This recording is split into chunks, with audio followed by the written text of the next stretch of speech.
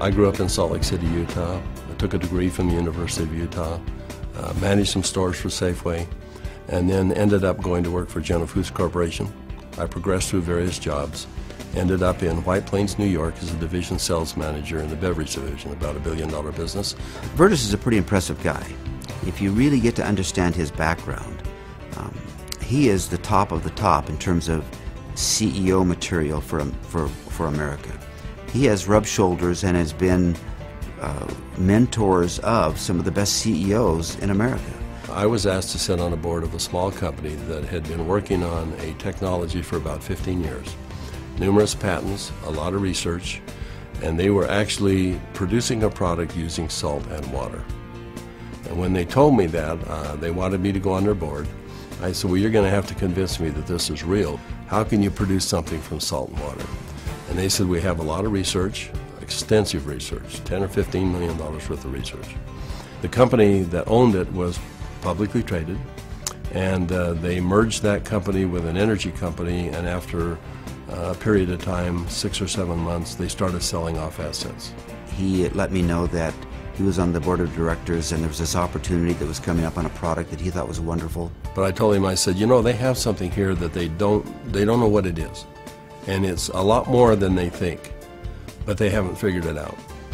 And I said, I'm tempted to put a group together. In fact, I think I am going to put a group of investors together, and I'm going to take a run at the company. Well, that was my opportunity.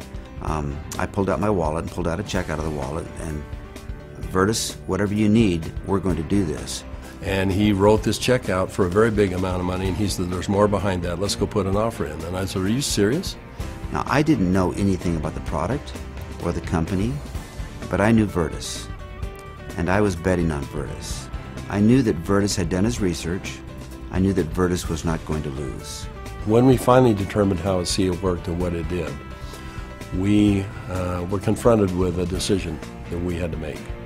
We said, you know, we could potentially make this into a network marketing product. We stabilized the product, we can put it in a bottle. We don't know if that's the right way to take this product. We were giving the product to people to try, to see if they would take the product. We went through a lot of what we called focus groups to see if people would actually take this regardless if they liked the taste or didn't like the taste, or if it helped them, or how quick it helped them. After 2.5 months, we decided to go out and do an assessment of the 40 people that we had given the product to. And when we went out to do an inventory, we found out that the 40 people had turned into 135 people. And not only that, the product had gone to 20 different countries. When people found out what it was doing for them, they didn't hesitate to shoot it off to foreign countries, wherever they happen to be, Egypt and South America and Europe, and then come back and say, I just need more product.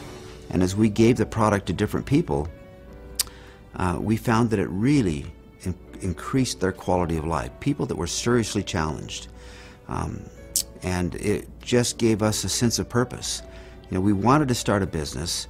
We were both fairly well successful financially. We didn't need more money. And we found that we wanted to make a mark. We found something that was much bigger than either Verdis or myself. We feel a real strong obligation that our task is to make this available the best we can worldwide to help people.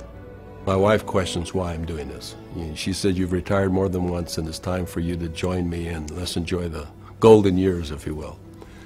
But recently my son asked me to come down and join he and his family, and we went to a church gathering, and there was something going on he wanted us to be a part of. And while we were there, a young lady came up and he introduced me to this young lady, and she broke down and started sobbing.